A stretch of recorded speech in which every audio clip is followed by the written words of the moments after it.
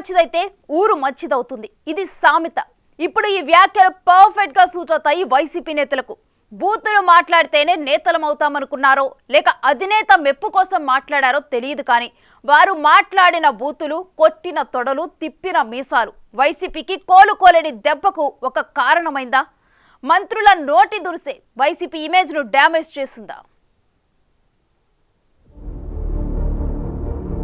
కొడాలి నాని, ఈ చవట, ఈ దద్దమ్మ, ఈ చంద్రబాబు నాయుడు, వల్లభనేని వంశీ, మాధవరెడ్డి పోలికలు ఎట్లా వచ్చినాయో మీ నాన్నడు తెలుస్తాయి. అంబటి రాంబాబు, చంద్రబాబు నాయుడు గారి రాజకీయ జీవితం అంతా ఆంబోతులకు ఆవుల్ని సప్లై చేయటం మాత్రమే. అనిల్ కుమార్ యాదవ్,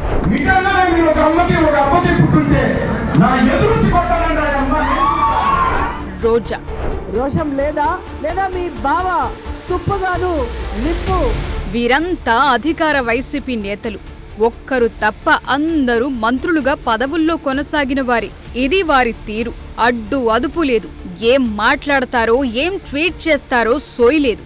ఎలా పడితే అలా నోరు జారారు. ప్రత్యర్థి పార్టీ నేత అయితే చాలు, నోటికి ఎంత మాటొస్తే అంత మాటే. తిట్లు, బూతులు, శాపనార్థాలు, ఇలా వీటిని ఓ బ్రాండ్ గా మార్చేసిన వారిలో వీరి పాత్ర అస్సలు మరవలేం.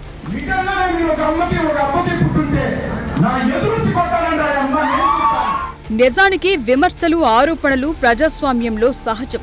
కానీ మన పొలిటీషియన్లు ఆ రేంజ్ను దాటిపోయారు. బూతే మంత్రం, బూతే లోకమన్నట్టుగా దూసుకెళ్లారు. ఇందులో విపక్ష నేతలు కూడా ఉన్నారు. వారిది కూడా తప్పే. అయితే అధికారంలో ఉన్న పార్టీలో ఉండి, అది కూడా కీలక పదవుల్లో ఉన్నప్పుడు మరింత బాధ్యత పెరుగుతుంది. మరింత జాగ్రత్త అవసరం. కానీ దాన్ని ఎవ్వరూ పట్టించుకోలేదు. ఒకరిని మించి ఒకరు రెచ్చిపోయారు. ప్రజలు వింటున్నారు, ఏమనుకుంటారో అన్న స్పృహే లేకుండా చెలరేగిపోయారు. ప్రజా సమస్యలపై కనీసం అవగాహన ఉండదు. జనానికి పనికొచ్చే పనులు చెయ్యాలని ఉండదు. మాటలతో మభ్యపెట్టి, బోతులతో లేనిది ఉన్నట్టు, ఉన్నది లేనట్టు జనాల్ని భ్రమపెట్టే ప్రయత్నంలో నేతలు ముదిరిపోయారు. కానీ ప్రజలు కూడా మరింత తెలివిగలవారు అనే విషయాన్ని మర్చిపోయారు. ఈ గోలంతా చూసి జనాలు మొదట నవ్వుకున్నారు. బోతుల పంచాంగం వినలేక ఆ తరువాత విసిగిపోయారు. రాను రాను ఇది వారిపై, అధికార పార్టీపై వ్యతిరేకతను పెంచసాగాయి. కానీ ఈ విషయాలను పార్టీ పెద్దలు కనిపెట్టలేకపోయారు. నేతలను కంట్రోల్ చేయటంలో ఫెయిల్ అయ్యారు. ఒకానొక సమయంలో వారే ఈ నేతలను ఎంకరేజ్ చేస్తున్నారా అనే డౌట్ కూడా ప్రజల్లో మొదలైంది. నిజానికి ఏపీలో పరిష్కారం కావాల్సిన సమస్యలు చాలా ఉన్నాయి. రోజు రోజుకు తమ కష్టాలు పెరుగుతున్నా వాటిని పట్టించుకోకుండా మీ పర్సనల్ పంచాయతీలేంటి అన్న భావన ప్రజల్లో మొదలైంది. ఆఖరికి ప్రజలకు ఏదో ఒక మంచి పని చేసి ఎన్నికల్లో ఓట్లడగాలనే విషయాన్ని కూడా నేతలు మరిచిపోయారు. పక్క పార్టీని తిడితే చాలు, ప్రజలు మళ్లీ పట్టం కడతారు అనుకున్నారు. అందుకే పాజిటివ్ ప్రచారం కంటే నెగటివ్ ప్రచారాన్నే ఎక్కువగా నమ్ముకున్నారు. ఒక్క బోర్లా పడ్డారు.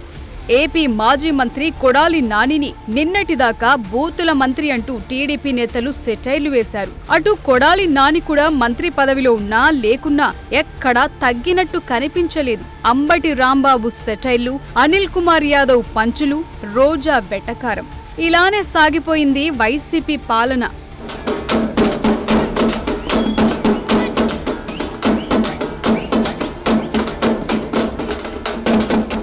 వైసీపీ పాలనతో శాసనసభ చరిష్మా కూడా పడిపోయిందనే చెప్పాలి. గతంలో ఆఫ్ ది రికార్డులో ఎలా ఉన్నా అసెంబ్లీలో కాస్త బాధ్యతాయుతంగా ఉండేవాళ్లు. ఇప్పుడు అక్కడ కూడా అతి చేయటం కామన్ అయిపోయింది. ఏ నేత మాటలకు బీప్ వేసుకోవాలో తెలియని పరిస్థితి. పార్టీల కీలక నేతలే ప్రత్యర్థులపై నోరు పారేసుకుంటుంటే కింది స్థాయి నేతలు, కార్యకర్తలు కూడా అలాంటి భాషే వాడారు కూడా. దీంతో మొత్తం వాతావరణమే రచ్చగా మారింది. నేతల బూతు పురాణంతో ప్రజా సమస్యలు మరుగున పడిపోయాయి.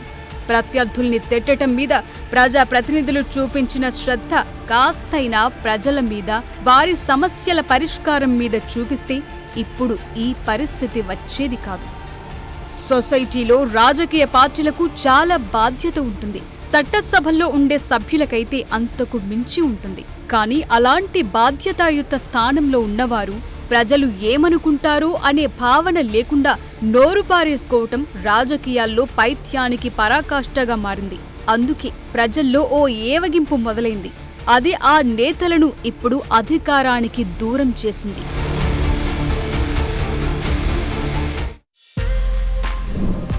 For more videos like this, subscribe Big TV channel.